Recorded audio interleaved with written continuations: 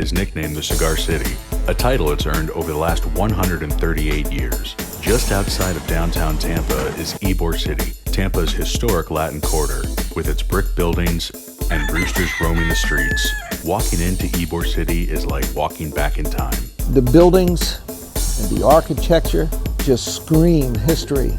From an economic standpoint, Tampa almost inarguably would not be the sort of southern industrial power that it became in the early 1900s had it not been for the cigars. Vicente Martinez Ybor started looking to move out of Key West. He had heard about Tampa. At the time, there were only about 1,000 people living here, maybe even fewer. It was a very, very small city that had been trying to get off the ground for years. And the only saving grace was that Henry B. Plant in 1885 finished his railroad to connect Tampa into the interior of the state. Tampa was trying its darndest to get off the ground and make something happen economically, but it was having a bad go of it. And there were about 1,000 people living here when the cigar industry moved in 1885, and by the 1920s and 1930s, there are well over 100,000 people living here. In the 1920s, which is sort of looked at as heyday for cigar production in Ybor City, there were about 200 factories of varying sizes operating in Ybor City and in West Tampa, which is sort of a sister community.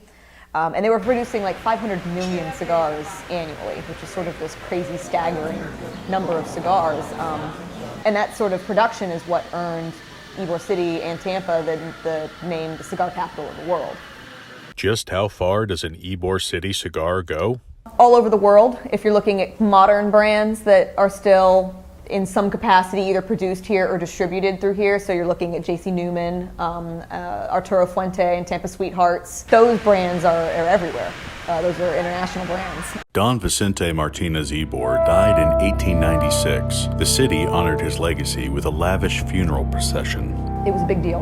It was definitely a big deal. Almost every paper wrote some giant sweeping sort of eulogy about the impact that he had had. So nothing was open from 10 to 12 on the day of his funeral. And that was during the time when there was like a family showing going on. But then after that was the procession of his casket and everything through the city, which was, I'm told that the motorcade and the walking traffic, that was like 1.5 miles long of people that were following the hearse and the casket. The headline of the Tampa Tribune was that the great benefactor was gone. Out of an original 180 cigar factories in Ybor City, all but one have shut down. Some have been knocked down or repurposed into offices or condos, and some remain vacant and crumbling. Inside the J.C. Newman cigar factory, machines still roar. My father used to joke around. He said he wanted to be the last man at the crap table. Well, here we are. As far as Tampa cigar manufacturers, we're the last man at the crap table. This is our 121st year in business, and about 100 of those years have been challenge years. We've survived two world wars, the Great Depression, changing consumers' attitude towards smoking, survived the Cuban embargo.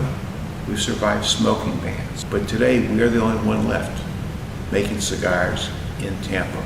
That makes us unique. That makes us survivors. Recently, Newman Cigars faced a new kind of challenge from the FDA. When FDA announced their deeming regulations in 2014, they were required by Congress to seek public comment. We wrapped our factory collar. We decided to save this factory, go to this website. We spread the word, what FDA was trying to do to us. In Tampa, the whole initiative went from our effort to save this factory translated into transition to save the heart, fabric, soul, and culture of Tampa. We are fighting FDA, we're battling them. We have a lawsuit, we challenge them on 8 or 9 points. I think they greatly, in my opinion, exceeded. They're in the business to regulate, I get that. We're in the big business to run our business like we have for 121 years. Each of our employees have mortgages to pay and families to feed. Heck, we've been manufacturing cigars for over 120 years, and we aren't looking to go anywhere. Tampa was the cigar city, is the cigar city. The last time Tampa didn't have a cigar factory making cigars, it had 700 inhabitants. 700 inhabitants back in 1886. Can you imagine Napa Valley, Sonoma without wine? Orlando without Mickey Mouse? Can you imagine Tampa without cigars? We're going to fight like the Dickens to keep that from happening. Being a part of Ybor City is probably one of the greatest things a person like myself could possibly do. Steven Stamberger is an Ybor City businessman with a strong connection to historical tradition. Our purpose is to bring back the heritage of the handmade cigar that created Ybor City in the first place. We are a handmade cigar factory employing Cuban cigar artisans, making approximately 4,000 handmade cigars every week. When a customer comes in, be it a tourist or a regular customer, we want that person to feel in a lot of ways that they're stepping back in history, that they're getting the genuine feel of what it must have been like to be in Ybor City in its original days. Our music is Cuban, our artisans are Cuban, the whole feel is Ybor City from its inception. While Tabanero is a throwback to Ybor's early days, it faces a modern-day challenge. You still have to deal with the modern marketplace, and so developing a state-of-the-art website to allow you to flourish in the worldwide economy. Because of that website, we are able to ship and do ship cigars all over the world. We are able to interact with people from all over the world who send inquiries to us. It's Friday night, and Ybor City is about to come to life. On a Friday night, as the sun goes down, Ybor City will begin to transform. The beautiful swag lights will go on. The colorful lights that make 7th Avenue one of the most amazing streets in the country. People will start gravitating into Ybor City for happy hour, for dinner, for cigars, for coffee, and for all the entertainment that is available in Ybor City. And directly over my shoulder, you will see Taba Brew, where we have developed what we feel, and many of our customers feel, are the best Cuban coffees in Ybor City. So you're able to come here and have a great cigar and a great Cuban coffee. And so on a Friday night, these chairs in this small lounge will be filled with people all night long, and on our chairs outside as well. And people will just be enjoying the flavor that has always made Ybor City an incredible place to be. Meanwhile, Cedric has his sights set on revitalization. He recently purchased the old Tierra del Lago cigar factory in the Gary neighborhood. This building's been here 113 years. I wanted to be here for another 113 years. I think what makes it special is these great cigar factories that have been around for ages, and having parents that are from the West Tampa and East Tampa areas of town where a lot of these cigar factories exist and still loom today really intrigued me growing up. I saw an opportunity, I had to jump at it as a way to definitely pay it forward for this community.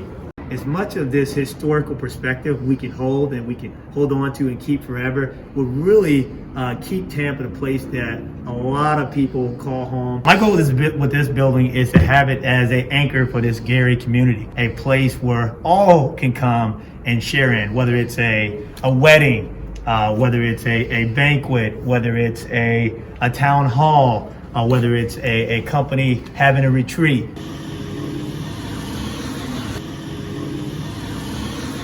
Me doing this gives the opportunity to show other young African Americans what's possible. You can not only own a piece of property, but own a piece of history and bring it back to a way where all can enjoy, all can experience, all can have great celebrations here that will give memories that will last a lifetime.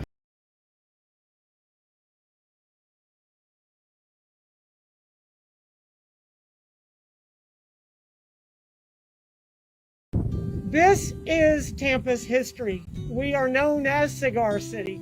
We're here in Ybor City where Vincent started the cigar industry, and then it spread through the Newman family, through generations, and then it spread geographically over in West Tampa. We have so many incredible historical buildings that were not just factories where an item, our famous cigars, were manufactured. They were a community. A few years ago, my father, uncle, and I were walking around and realized that we were the last cigar factory still operating, still making cigars here in Cigar City. And we feel that we have a social and a moral obligation to keep Tampa's cigar making tradition alive. To help us achieve this goal, today we are opening a new 3-level cigar history museum, an interactive theater, an event space, a new hand-rolling cigar factory, and more. Here at El Reloj, we roll cigars today just like my great-grandfather did 100 years ago, and we are very excited to use our El Reloj factory as a living history museum to tell the story of Ybor City and Tampa's cigar heritage for generations to come.